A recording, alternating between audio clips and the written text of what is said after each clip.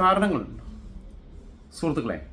രാഹുൽ മാങ്കൂട്ടം MLA-യുമായി ബന്ധപ്പെട്ട് ഈ ഉയർന്നു വന്ന വിവാദങ്ങളുടെ പശ്ചാത്തലത്തിൽ അദ്ദേഹം ഈ വിഷയത്തിൽ പരാതി കൊടുത്തിട്ടുള്ള ഒരു പെൺകുട്ടിയുമായി സംസാരിക്കുന്ന ടെലിഫോൺ സംഭാഷണം ഒരക്ഷരം പോലും അതിൽ നിന്ന് മുറിച്ച് കളയാതെ എഡിറ്റ് ചെയ്യാതെ അതേപടി നിങ്ങളുടെ മുമ്പിൽ അതിലൊരു കൃത്രിമത്വവും വരുത്താതെ അവതരിപ്പിക്കുകയാണ്.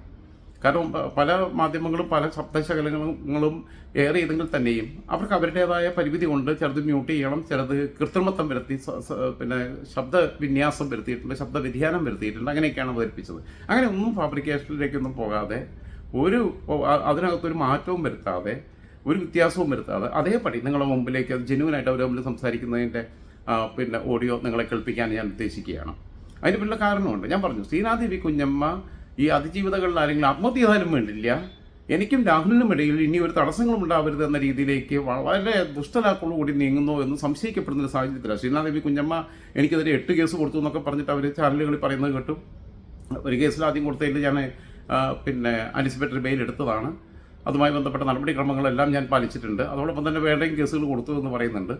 അവരുടെ മാതാപിതാക്കൾ കഴിഞ്ഞ ദിവസം എനിക്കെതിരെ കൊല്ലം റൂറൽ SPക്ക് പരാതി കൊടുത്തു എന്നുള്ളതും മാധ്യമങ്ങളിലൂടെ അറിയാനിടയായി. അതൊക്കെ അതിൻ്റെ വഴിക്ക് നടക്കട്ടെ, എനിക്ക് ഹൂ കേഴ്സ്, അതൊക്കെ അതിൻ്റെ വഴിക്ക് നടക്കട്ടെ എന്നുള്ളത് തന്നെയാണ് എൻ്റെയും ആ വിഷയത്തിലുള്ള നിലപാട്. പക്ഷേ ശ്രീനാദേവി കുഞ്ഞമ്മയും രാഹുലും തമ്മിലുള്ള ബന്ധം നിഗൂഢവും ദുരൂഹവും സംശയാസ്പദവുമാണ് എന്ന് തുടക്കം തൊട്ട് 6 മാസമായിട്ട് ഞാൻ പറഞ്ഞുകൊണ്ടിരിക്കുക. അവരാദ്യത്തെ പോസ്റ്റ് തൊട്ട് തന്നെ ഇവർ തമ്മിലുള്ള അന്തർധാര സജീവമാണ് എന്ന് ബോധ്യപ്പെടുത്തുന്നതാണ് അതിനുശേഷം ഉണ്ടായിട്ടുള്ള ഓരോ പുരോഗതിയും ആ വിഷയത്തിനകത്ത്. ഞാൻ ആദ്യം പറഞ്ഞിടത്ത് തന്നെ ഞാൻ ഇപ്പോഴും അടിയുറച്ച് നിൽക്കുക. അതിൽ നിന്ന് എനിക്ക് 1 ഇഞ്ച് പോലും മാറേണ്ടി വന്നിട്ടില്ല. കാരണം ഞാൻ പറഞ്ഞത് ശരിയാണ് എന്ന് ബോധ്യപ്പെടുത്തുന്ന രീതിയിലുള്ള നീക്കങ്ങളാണ് അവരുടെ ഭാഗത്തുനിന്ന് പിന്നീട് ഉണ്ടായിട്ടുള്ളത് മുഴുവൻ. അന്ന് അവർ CPIയുടെ ജില്ലാ പഞ്ചായത്ത് മെമ്പറാണ്, അതുകൂടി ആലോചിക്കണം. ആ സമയത്ത് ഞാൻ പറഞ്ഞതാണ്, ഞാൻ എൻ്റെ പ്രഡിക്ഷൻസ് 1 ഇഞ്ച് പോലും തെറ്റിയിട്ടില്ല ആ വിഷയത്തിനകത്ത്. അപ്പോൾ എന്തായിരുന്നാലും ഇപ്പോൾ രാഹുൽ മാങ്കൂട്ടത്തിന് ജാമ്യം എടുത്തു, ശ്രീനാദേവി കുഞ്ഞമ്മ രാഹുൽ മാങ്കൂട്ടത്തിന് വേണ്ടി ചാനലുകളുടെ ജാമ്യം എടുത്തുകൊണ്ടിരിക്കുന്നു, ഞാൻ വാദിച്ചുകൊണ്ടിരിക്കുന്നു വക്കീലിനെ പോലെ. അതൊക്കെ നടക്കട്ടെ, അതൊക്കെ അതിൻ്റെ വഴിക്ക് നടക്കട്ടെ. അതിൻ്റെ പിന്നിലുള്ള ചേതോ വികാരം എന്താണെന്നുള്ളതിനെ കുറിച്ചൊക്കെ കൃത്യമായിട്ട് ബോധ്യമുള്ള ഒരാളാണ്. ശ്രീനാദേവി കുഞ്ഞമ്മയിലേക്ക് ഞാൻ വല്ലാതെ ഇപ്പോൾ ഫോക്കസ് ചെയ്യുന്നില്ല. ഫോക്കസ് ചെയ്യാത്തതെന്ന് വെച്ചാൽ അവർക്ക് കൊടുക്കേണ്ട അവസാനത്തെ ഒരു ചെറിയ ഡോസും കൂടി ഞാൻ കൊടുത്തു വെച്ചിട്ടുണ്ട്. ഇനി അവരെന്തെങ്കിലും പറയുകയാണെന്നുണ്ടെങ്കിൽ, അവരെന്തെങ്കിലും നീങ്ങുകയാണെന്നുണ്ടെങ്കിൽ അപ്പോൾ ഞാൻ അതിൻ്റെ ബാക്കിയിലേക്ക് പോകാമെന്നുള്ളതാണ് ഞാൻ എപ്പോഴും പറയാറുണ്ട്. എല്ലാ അവസാനം എടുത്ത് ഉപയോഗിക്കുന്ന ആയുധമൊന്നും മാധ്യമം എടുത്ത് ഉപയോഗിക്കുന്ന ഒരാളെ അല്ല ഞാൻ. ഒന്ന് കണ്ണുരുട്ടി നോക്കും, ഒന്ന് പറഞ്ഞു നോക്കും, ഒന്ന് മയത്തിൽ പറഞ്ഞു നോക്കും, ഒന്ന് താക്കീതിൻ്റെ സ്വരത്തിൽ പറഞ്ഞു നോക്കും, പിന്നെ ചെറുതായിട്ടൊരു ചൂരിലെടുത്തിട്ട് അടിച്ചു നോക്കും. ഈ ആണവായുധം നിർത്തിട്ട് ആരും ആദ്യമേ പ്രയോഗിക്കാറില്ല. അത് ഏറ്റവും അന്തിമഘട്ടത്തിൽ ഉപയോഗിക്കേണ്ടതാണ്. അപ്പം ഞാൻ I have more than enough materials with me. ഞാൻ അതിലേക്കൊന്നും പോകുന്നില്ല ഇപ്പം ഞാൻ. അപ്പോൾ അത് ശ്രീനാദേവി കുഞ്ഞമ്മ ഇനിയും ചൊറിയാൻ വരികയാണെന്നുണ്ടെങ്കിൽ അപ്പോൾ നമുക്ക് അതിനെക്കുറിച്ച് ആലോചിക്കാം, എന്താ ചെയ്യേണ്ടതെന്നുള്ളത്, എങ്ങനെ കൈകാര്യം ചെയ്യണം എന്നുള്ളതിനെക്കുറിച്ച് നല്ല ധാരണയോടുകൂടി തന്നെയാണ് ഞാൻ നിൽക്കുന്നത് ഈ വിഷയത്തിനകത്ത്. അപ്പോൾ രാഹുൽ മാങ്കൂട്ടത്തിൽ സംസാരിച്ച അതുമാത്രമല്ല, രാഹുൽ മാങ്കൂട്ടത്തിന് ശ്രീനാദേവിയുമായി ബന്ധപ്പെട്ട് ശ്രീനാദേവിയുടെ ഇപ്പോൾ ഈ ഓഡിയോ പുറത്തേക്ക് അവരുമായിട്ടുള്ള ടെലിഫോണിക് ഇൻ്റർവ്യൂ ഒക്കെ പുറത്തേക്ക് വിട്ട ചില മാധ്യമങ്ങൾ തന്നെ അവർ തമ്മിൽ വിവാഹാലോചന ബ്രോക്കർ മുഖേന നടന്നിരുന്നു എന്നൊക്കെ പറഞ്ഞിട്ട് അതിന് മുമ്പ് സ്റ്റോറി ചെയ്തിട്ടില്ല, വീഡിയോ സ്റ്റോറിയൊക്കെ ഡൗൺലോഡ് ചെയ്ത് വെച്ചിട്ടുണ്ട് ആവശ്യം വന്നെടുത്ത് ഉപയോഗിക്കാൻ. ഇതൊക്കെ ആരോടെ പറയണേ? ഏത് യുഗത്തിലാണ് നമ്മൾ ജീവിക്കണേ? 2025 നമ്മൾ നിൽക്കുന്നത്. ഇന്ന് കല്യാണ ബ്രോക്കർമാരെന്ന് പറയുന്ന സംവിധാനം തന്നെ നാട്ടിലില്ല.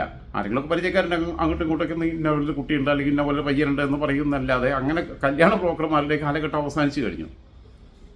ഇപ്പോൾ റിയൽ എസ്റ്റേറ്റ് ബ്രോക്കർമാരൊക്കെ ഉള്ളൂ നാട്ടിൽ.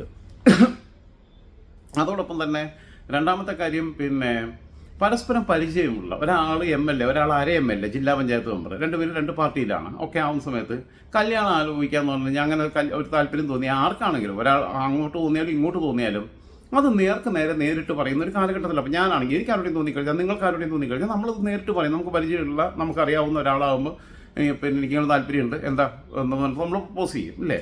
അതാണ് സ്വാഭാവികമായിട്ട് സംഭവിക്കുക. അപ്പോൾ അതിൻ്റെ ഇടയിലാണ് കല്യാണ ബ്രോക്കർ മുഖേന കല്യാണം നടന്നതൊക്കെ പറഞ്ഞത്. അതൊക്കെ അവിടെ നിൽക്കട്ടെ, അതിനെ കുറിച്ച് പിന്നീട് പറയാം. ഞാനിപ്പോൾ എന്തായാലും ഇവർ തമ്മിൽ സംസാരിച്ച ഓഡിയോ ഞാൻ നിങ്ങളെ ഒന്ന് കേൾപ്പിക്കാം. അവർ തമ്മിൽ സംസാരിച്ചത് കേട്ടു നോക്കണം.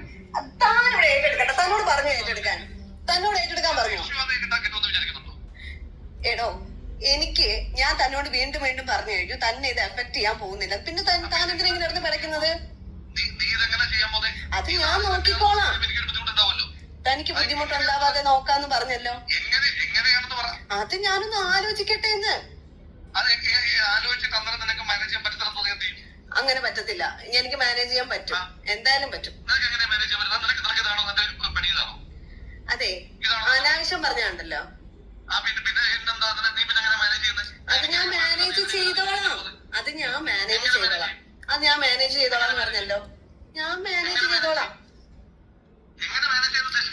അത് ഞാൻ എന്റെ ഫ്രണ്ട്സിനോടൊന്ന് ആലോചിക്കട്ടെ. അതെ, മര്യാദക്ക് കേട്ടോ, മായും പൂവൊക്കെ കൂട്ടി പറയുന്നു. സംസ്കാര സമ്പന്നരായ മനുഷ്യൻ, പാലക്കാടിൻ്റെ MLA, യൂത്ത് കോൺഗ്രസിൻ്റെ മുൻ സംസ്ഥാന പ്രസിഡന്റ് ശ്രീനാഥ് കുഞ്ഞമ്മയുടെ തെറി കഴിഞ്ഞ ദിവസം നിങ്ങൾ കേട്ടതാ. അതുകൊണ്ട് ഇവർ രണ്ടുപേരും കൂടിയൊക്കെ ഒരുമിച്ചുള്ള ഒരു ലൈഫ് വെറുതെ ഇങ്ങനെ സങ്കല്പിച്ച് കഴിഞ്ഞാൽ ഭയങ്കര രസമായിരിക്കും. വീട്ടിലെ ഔദ്യോഗിക ഭാഷയായിട്ട് തെറി അങ്ങ് മാറും. അങ്ങോട്ട് ഇങ്ങോട്ട് പേര് വിളി പോലും ഉണ്ടാവില്ല. എടി പൂ മോളെ എന്ന് പറഞ്ഞ് വിളിക്കും, എടാ മായി എന്ന് പറഞ്ഞിട്ട് ഇങ്ങോട്ട് വിളിക്കും. സ്നേഹം കൂടിയാലും ദേഷ്യം വന്നാലും ഒക്കെ തെറിയായിരിക്കും. അങ്ങോട്ടും ഇങ്ങോട്ടുള്ള പെറ്റ്നെയുമായിട്ട് മാറും, ഓമനപ്പേരായിട്ട് മാറും. വച്ച തെറി പറയുന്ന കേക്ക് നിങ്ങൾ എന്താന്ന് അത് കുഴപ്പമില്ല, ഞാൻ അനുഭവിച്ചോളാം. താൻ ഇത്രയും വൃത്തിയായിട്ട് രീതിയിൽ എന്നോട് സംസാരിക്കേണ്ട ആവശ്യമൊന്നുമില്ല കേട്ടോ. ഓ, അങ്ങനെയാണ്. അപ്പൊ താൻ തന്റെ കാര്യം എത്ര നോക്കുന്ന ഒരാളിന് ഞാൻ എന്തിനാ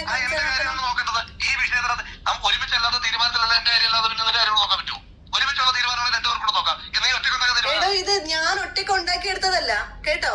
70% റെസ്പോൺസിബിലിറ്റി തനിക്കാണ്. എടോ, മര്യാദക്ക് സംസാരിക്കും കേട്ടോ.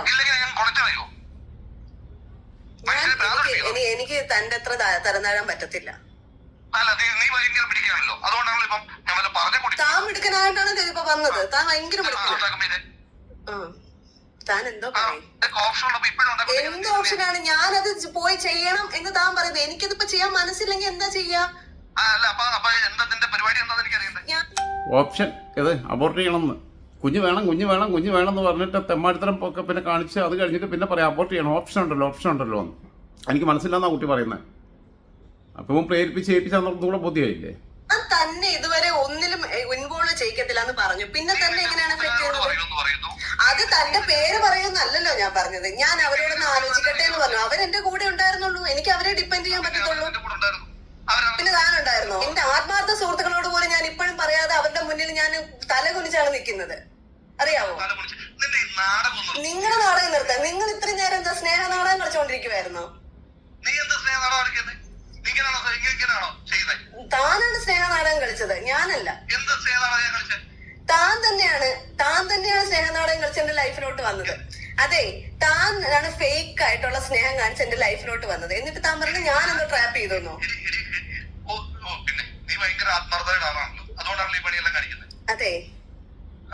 അതെ ഒന്നുമില്ല. എനിക്ക് തന്നോട് പറഞ്ഞു ഇങ്ങനെ ആർഗ്യുമെന്റ് ചെയ്യാൻ പറ്റില്ല. എന്റെ പ്ലാൻ എന്തായാലും തന്നെ എഫക്ട് ചെയ്യില്ല എന്ന് പറഞ്ഞല്ലോ. അത് നമുക്ക് നോക്കാലോ. തന്റെ ആണോ എന്ന് തനിക്ക് ബോധ്യപ്പെടണോ? അനാവശ്യം പറഞ്ഞാണ്ടല്ലോ. എങ്കിൽ നമുക്കത് നോക്കാം. ഒരു കാര്യം ചെയ്യാം, നമുക്കത് തന്നെ ആണോ അല്ലയോ എന്ന് അറിയണമെങ്കിൽ നമുക്കത് നോക്കാലോ. ഇപ്പൊ തന്നെ നോക്കാമല്ലോ. അല്ല, ഇന്നത്തെ കാലത്ത് സയൻസ് ഭയങ്കര അഡ്വാൻസ്ഡ് ആണ്. തന്നെയാണോ അല്ലയോ എന്ന് ഇപ്പൊ നോക്കാമല്ലോ. പിന്നെ താൻ എന്താ പറയുന്നത്? തന്റെ അല്ലയോന്നോ? താൻ അങ്ങനത്തെ ഒരു വർത്താനം പറഞ്ഞല്ലോ. തന്നെ ആണോ അല്ലയോ ഞാൻ തെളിയിച്ചു തരാം. ആലോചിച്ച് നോക്ക്. വേറെ ആരുതാന്നാ പറയുന്നത്? അപ്പോഴാ പെൺകുട്ടി വളരെ സ്ട്രോങ് ആയിട്ടാ പറയുന്നത്. അവള് ബോൾഡായിട്ടാണ് സംസാരിക്കുന്നത്. അവന്റെ പറച്ചിലൊന്നും അവളുടെ അടുത്ത് നടന്നില്ല. തെമ്മടുത്തരം കാണിച്ചിട്ട് അവളെ പറഞ്ഞ സയൻസ് വളർന്നിട്ടുണ്ടല്ലോ എന്ന് പറയുന്നത്. കേക്ക് നിങ്ങള് താൻ എന്താ വിചാരിച്ചത്? താൻ ആരാണെന്നാണ് തന്റെ വിചാരം? താൻ ആരാണോ തന്റെ വിചാരം? താൻ പറഞ്ഞല്ലോ നിന്റെ ഫ്രണ്ട്സിന്റെ അത്ര കഴിവ്. എന്താ ഫ്രണ്ട്സിന് എന്റെ അത്ര കഴിവുണ്ടോ? അവർക്ക് കഴിവില്ലായിരിക്കും. അവർക്ക് മനസാക്ഷിയും സ്നേഹവും ഉണ്ട് കേട്ടോ. താൻ കാണിക്കുന്നതാണോ സ്നേഹം? നീ അല്ല, താൻ കാണിക്കുന്നതാണോ സ്നേഹം? തന്റെ ഉണ്ടോ ഇല്ലയോ എന്നൊന്ന് ആലോചിച്ച് നോക്കൂ. താൻ ഏക്കണോന്ന് ഇവിടെ ആരും പറഞ്ഞില്ലല്ലോ. അത് താൻ അറിയണ്ട. അത് ഞാൻ നോക്കിക്കോളാന്ന് പറഞ്ഞല്ലോ. തന്റെ ഉണ്ടോ ഇല്ലയോ? തന്ത ഇല്ലാതെ ഒരു കൊച്ചു പൂവിലോട്ട് പൊട്ടി വീഴുവോ? അത് ഞാൻ ആ കൊച്ചിനോട് പറഞ്ഞോളാം. മറ്റുള്ള ആളോട് എനിക്ക് പറയേണ്ട ആവശ്യമില്ല. അതന്നെ ചൂണ്ടിക്കാണിക്കും, പിന്നെ അല്ലാണ്ട് വേറെ ആരും ചൂണ്ടിക്കാണിക്കാനാണ് എനിക്കിരിക്കുന്നത്. അത്തരം ബുദ്ധിമുട്ടുകളാണ് ഞാൻ പറഞ്ഞോണ്ടിരിക്കുന്നത്. അതെനിക്ക് പിന്നെ അതെനിക്ക് ബുദ്ധിമുട്ടാകുന്നില്ല. അയ്യോ, അതിനെങ്ങനെ തന്നെ ബുദ്ധിമുട്ടാക്കുന്നത്? പിന്നെ അല്ലാതെ ബുദ്ധിമുട്ടാകാതിരിക്കാൻ താൻ എന്തിനാ ഇങ്ങനെ നടന്ന് പിടയ്ക്കുന്നത്? താൻ എന്തിനാണ് ഇങ്ങനെ നടക്കുന്നത്? നിനക്ക് എല്ലാ കുട്ടികളിയാ, നിനക്ക് എല്ലാ കുട്ടികളും ഒന്നുകിൽ നീ ഭയങ്കര പഠിച്ച കള്ളി. ഓക്കെ, അങ്ങനെ വിചാരിച്ചാ മതി. താൻ അങ്ങനെ വിചാരിച്ചാ മതി കേട്ടോ. ഇവനാണ് പഠിച്ച കള്ളൻ, ഇവനാണ് പഠിച്ച കള്ളൻ.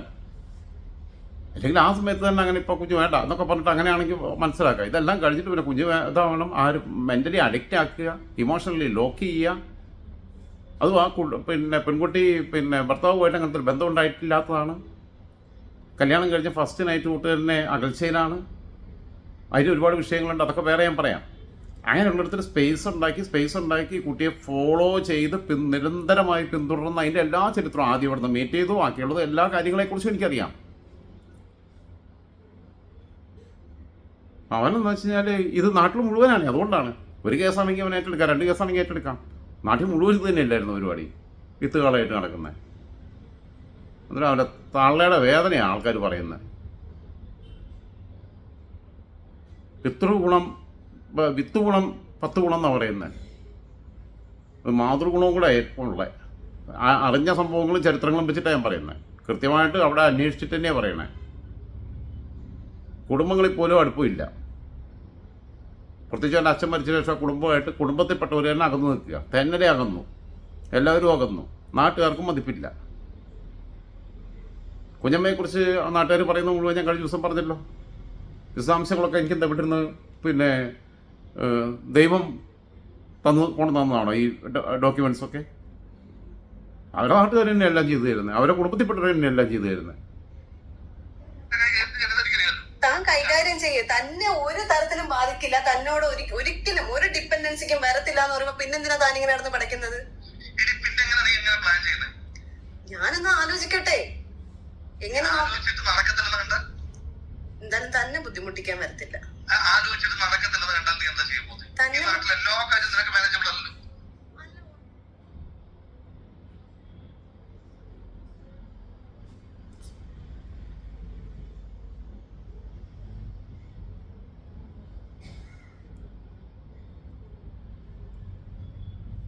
ഞാൻ നോക്കട്ടെ.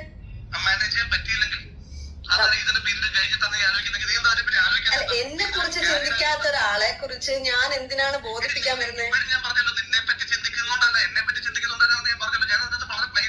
അപ്പൊ താൻ തന്നെ കുറിച്ച് മാത്രം ചിന്തിക്കുന്ന ഒരാളെ ഞാൻ എന്തിനാ ഇതൊക്കെ ബോധിപ്പിക്കുന്നത്?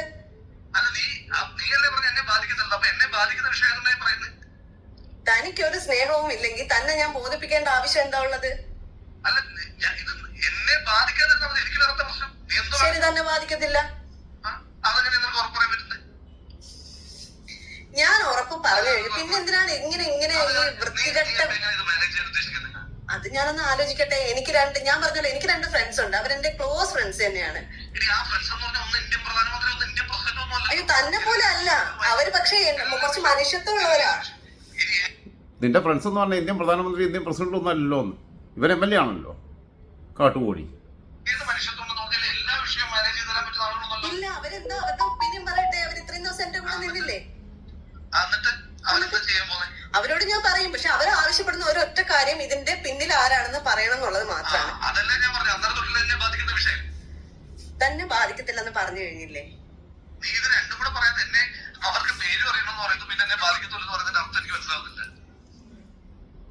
ഞാനപ്പോ അവരോട് പേര് പറയാം. തന്നെ ബാധിക്കത്തില്ല. അവരെന്താ താനെന്താ വിചാരിക്കുന്നത്? അവര് തന്റെ പിന്നാലെ അങ്ങ് വരുമെന്നോ? പിന്നെ അവർക്ക് അതല്ലേ പരിപാടി. താനെന്തിനാ എന്റെ ലൈഫ് സ്പോയിൽ ചെയ്തത്?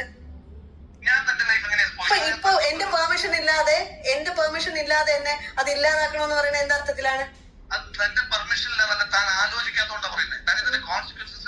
ആ കോൺസിക്വൻസ് ഞാൻ ഒറ്റയ്ക്ക് ഫേസ് ചെയ്തോളാന്ന് പറഞ്ഞല്ലോ.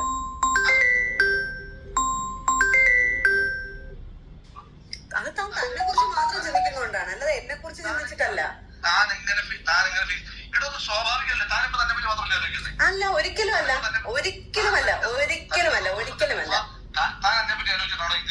തന്നെ കുറിച്ച് ഞാൻ ആലോചിച്ചില്ലായിരുന്നു. കണ്ടല്ലോ, എന്റെ സുഹൃത്തുക്കളുടെ അടുത്ത് എനിക്ക് ഇപ്പോഴോ തന്നോട് പേര് പറയായിരുന്നു.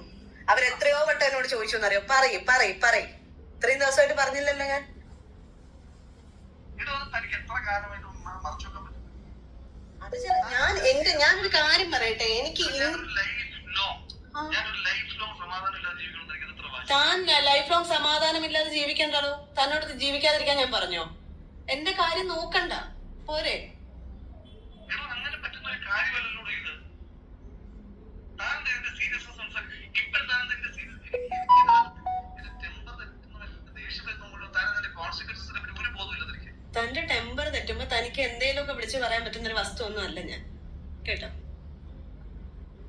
താൻ എന്റെ ടെമ്പർ തെറ്റിച്ചതാണ്. ഇപ്പൊ ഞാൻ വളരെ സമാധാനപരമായിട്ടാണ് തന്നോട് സംസാരിച്ചിട്ടുള്ളത് ഈ നിമിഷം വരെ. ഞാൻ തന്നെ ഒരു ചീത്തയും വിളിച്ചിട്ടില്ല, മോശമായിട്ടൊരു വാക്ക് ഞാൻ തന്നെ വിളിച്ചിട്ടില്ല. 10 വട്ടം എനിക്ക് വിളിക്കാനുള്ള അവസരമുണ്ട്, പക്ഷെ ഞാനത് വിളിക്കുന്നില്ല. എന്റെ പ്രവൃത്തി എന്ന് പറഞ്ഞ ഒരു പോട്ടെ, താനെ എന്റെ കൂടെ എന്തായിരുന്നു താൻ വിചാരിക്കണ്ട. ഒരു പെണ്ണാണല്ലോ. ഇതാണോ തന്റെ ആദർശം? വലിയ ആദർശമാണോ ഇതൊക്കെയാണോ ആദർശം? ലൈഫിൽ കൊണ്ടുപോടോ ആദർശം, കേട്ടോ. ലൈഫിൽ കൊണ്ടുവരും. എനിക്കൊരു ആദർശവും ഇല്ല. എനിക്കൊരു ആദർശവും ഇല്ല. നീ താൻ കാണിച്ചെന്താ? നമ്മള് കൂട്ടുപങ്കാളികളാണല്ലോ ആദർശമുള്ള കാര്യം കാണിച്ചപ്പോ. അതിന് ഞാൻ അതിനോട് ഒരിക്കലും ഒരു തെറ്റ് ചെയ്യില്ല. താൻ ചെയ്യുന്ന തെറ്റ് ഞാൻ അതിനോട് ചെയ്യില്ല.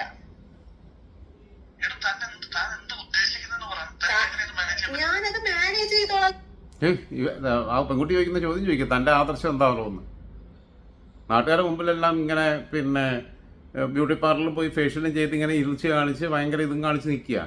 കൊണ്ടു കിടന്ന പിന്നെ കുറച്ച് അമ്മായിമാരുണ്ടല്ലോ, കുറച്ച് നടിമാർ, അവളുമാരൊക്കെ ഇപ്പോൾ എവിടെ പോയിരിക്കുകയെന്ന് അറിയത്തില്ല ഏത് മണത്തിലാന്ന്. അത്രയ്ക്ക് സ്നേഹം കൂടിയൊക്കെ അവനോട് വീട്ടിൽ കൊണ്ടുവന്ന് കയറ്റി താമസിപ്പിക്കും.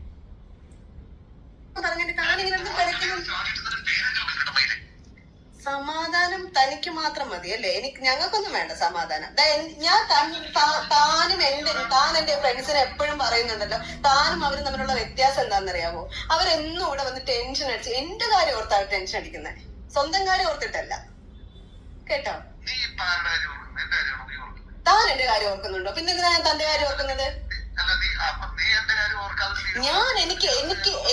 എനിക്ക് ഇപ്പൊ വളരെ ഇമ്പോർട്ടന്റ് ആയിട്ട് എന്റെ ജീവിതത്തിൽ എനിക്ക് ഒരു വലിയൊരു ഭാഗമാണ്. എനിക്ക് അതിനെ ഒരിക്കലും നശിപ്പിക്കാൻ പറ്റത്തേ ഇല്ല.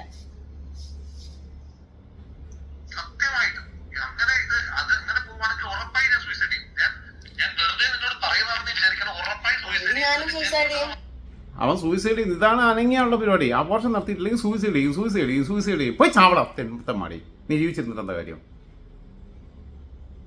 നിനക്ക് ഇതിനെല്ലാം ചൂട്ട് പിന്നെ കത്തിച്ച് തരുന്ന പിന്നെ പൂജ ഹോമം നടത്തുന്നോളെയും വീട്ടിലും ഉണ്ടല്ലോ.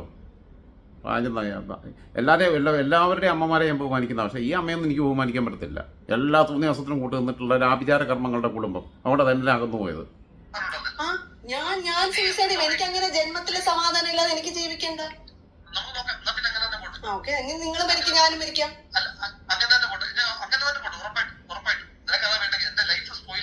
തന്റെ ലൈഫ് ഇവിടെ സ്പോയിൽ ചെയ്യാൻ ആരും വരുന്നില്ലടോ, ആരും വരുന്നില്ല. എനിക്ക് മാനേജ് ചെയ്യാൻ പറ്റുന്ന എനിക്ക് കോൺഫിഡൻസ് ഉണ്ട്. തന്റെ സർട്ടിഫിക്കറ്റ് ആവശ്യമില്ല. എന്താണ്? ഞാൻ വീട്ടിൽ പറയുന്നില്ല. അത് ഞാൻ മാനേജ് ചെയ്തോളാന്ന് പറഞ്ഞല്ലോ. തനിക്കിപ്പോ എന്താണ്? എടോ, ഞാൻ ഇവിടെ നിൽക്കുന്നില്ല. ഞാൻ ഇവിടുന്ന് മാറാനുള്ള എല്ലാ സംവിധാനങ്ങളും ചെയ്തോണ്ടിരിക്കുകയാണ്. എനിക്ക് വളരെ മുമ്പ് ഒരു ഓഫർ വന്നതാ, പക്ഷെ അത് ഞാൻ കഷ്ടത്തിനിടയിൽ കൂടെ ഫോൺ കയറി വരുന്നു. അത് നടക്കുന്നില്ലെങ്കിൽ ഉറപ്പായിട്ടും നടക്കുമെന്ന് എനിക്ക് കോൺഫിഡൻസ് ഉണ്ടല്ലോ. നടക്കുമല്ലോ.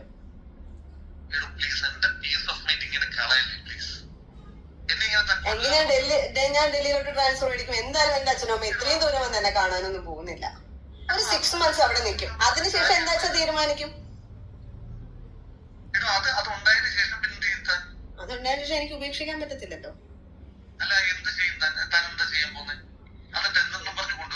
ഞാൻ കൊണ്ടുവരത്തില്ല. അതിന് സേഫ് ആക്കും. ഇവിടെ കൊണ്ടുവന്ന് താൻ കൊന്നു കളയെന്ന് എനിക്കറിയാം.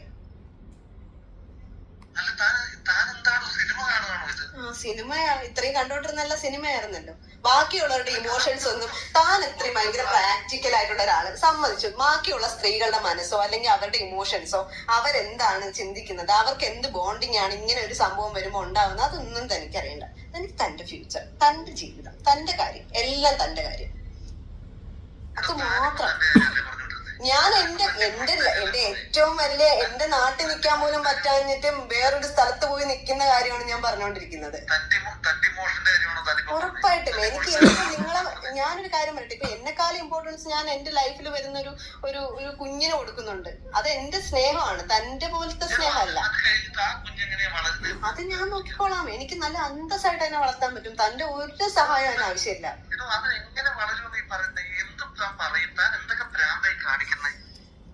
ഞാൻ ഭ്രാന്ത് ഉണ്ടാക്കി തന്നിട്ട് ഇനിയിപ്പോ ഞാൻ എന്ത് ഭ്രാന്ത് കാണിക്കുന്നു?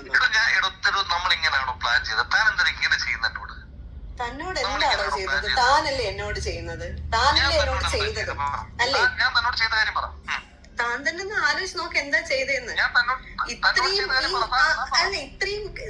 ഈ സ്നേഹമൊക്കെ അഭിനയിച്ച് എന്റെ ലൈഫിലോട്ട് വന്നിട്ട് എന്നെയും ഇമോഷണലി താനുമായിട്ട് അത്രയും അറ്റാച്ച്ഡ് ആക്കി മാറ്റിയിട്ട് പിന്നെ ഇപ്പൊ എന്റെ ഫ്രണ്ട്സ് ഉണ്ടല്ലോ, അവരുടെ പേര് താൻ പറയുമ്പോ തനിക്ക് എപ്പോഴും ഭയങ്കര ദേഷ്യമാണല്ലോ. ആ 2 പെൺകുട്ടികളോട് പോലും ഞാൻ ഈ പേര് പറയാത്തതോ അല്ലെങ്കിൽ ഇങ്ങനെ ഒരു സംഭവം എന്റെ ലൈഫിൽ ഉണ്ടായെന്ന് ഞാൻ പറയാത്തതോ അത് എന്റെ ഒരു മര്യാദ കൊണ്ടാണ്. മനസ്സിലായോ? എന്റെ മര്യാദയുടെ ഭാഗമായിട്ടാണ് ഞാൻ ഇവിടെ. തന്നോടല്ല, ഞാൻ അവരോടാ മര്യാദക്കേട് കാണിക്കണം. കാരണം ആ മാർച്ച് 17-ാം തീയതി താൻ എന്റെ മനസ്സ് തകർത്തിട്ട് പോയി. എനിക്ക് ആ ദിവസം ഇപ്പോഴും ഓർമ്മയുണ്ട്. ഞാൻ ലോങ് ലീവ് എടുത്തു. എനിക്ക് ജോലി ചെയ്യാൻ പറ്റുന്നുണ്ടായിരുന്നില്ല. ഞാൻ ലോങ് ലീവ് എടുത്തു, അവരുടെ കൂടെ വന്ന് നിന്നു. ബെഡിന്ന് എഴുന്നേക്കാതെ കിടന്ന എനിക്ക് എന്നോട് ഒന്ന് ലൈഫിലോട്ട് തിരിച്ചു വരാൻ വേണ്ടിയിട്ട് അവരാണ് ഏറ്റവും കൂടുതൽ സ്ട്രഗിൾ ചെയ്തത്. അവരോട് ഞാൻ ഇപ്പോഴും മറച്ചു വെക്കുകയാണ് എന്താണ് എന്റെ ലൈഫ് സംഭവിച്ചതെന്ന്. ഇപ്പൊ ഇങ്ങനെ ഒരു ഇൻസിഡന്റ് വന്നപ്പോ അവർക്ക് മനസ്സിലായി എന്റെ ലൈഫിൽ എന്താ സംഭവിച്ചത്. പക്ഷെ അത് ആരാണ് എന്നറിയേണ്ട അവകാശം അവർക്ക് ഉണ്ട് എന്നാണ് അവര് പറയുന്നത്. പക്ഷെ ഞാൻ അവരോട് ഇത്രയും ദിവസമായിട്ട് റിവീൽ ചെയ്തോ? ഇങ്ങനെയൊന്നും ചെയ്യരുത്. ഇതൊക്കെ ഓപ്പോസിറ്റ് നിൽക്കുന്നതും മനുഷ്യരാണെന്നുള്ള ചിന്ത വേണം എപ്പോഴും. ഞാൻ എന്ത് ചെയ്തെന്നാണോ പറയുന്നത്? ഞാൻ ഇപ്പൊ ചെയ്യുന്നത് എന്റെ മനുഷ്യത്വത്തിന് എന്റെ ശരിയാണ്. അത് തന്നെ ഒരിക്കലും ബാധിക്കാൻ വേണ്ടിട്ട് ഞാൻ എന്തെങ്കിലും ചെയ്തിട്ടുണ്ടോ?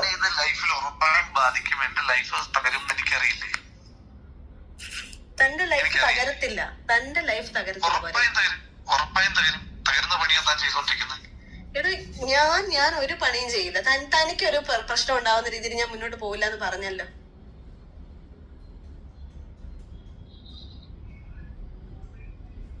കഴിഞ്ഞു തോന്നുന്നു.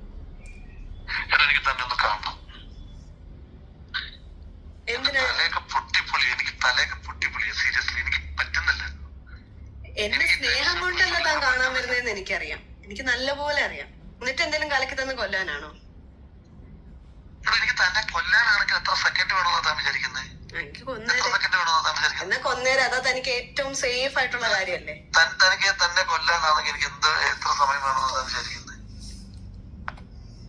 എന്നിട്ട് താനങ്ങ് മിടുക്കനായിട്ടങ്ങ് പോവോ കൊന്നിട്ട്?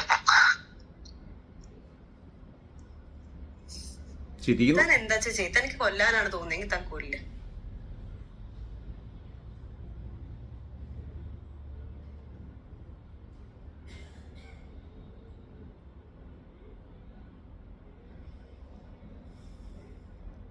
ഓക്കെ, മനസ്സിലായിട്ടുണ്ടല്ലോ.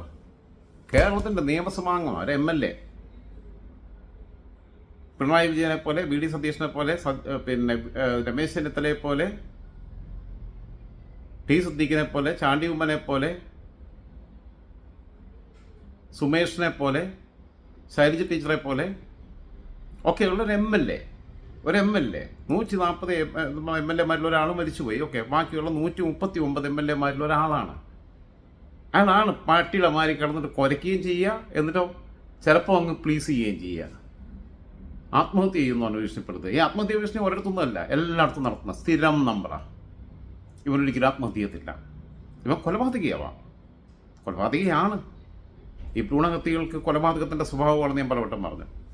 എന്നിട്ട് ഇവനെയൊക്കെ പൊക്കി നടക്കുന്നവർക്കൊക്കെ നാണമില്ലെന്ന് ചോദിക്കുന്നത് കുറേ അമ്മായിമാരുണ്ട്, കുറേ എണ്ണം ഫേസ്ബുക്കിലും യൂട്യൂബിലും.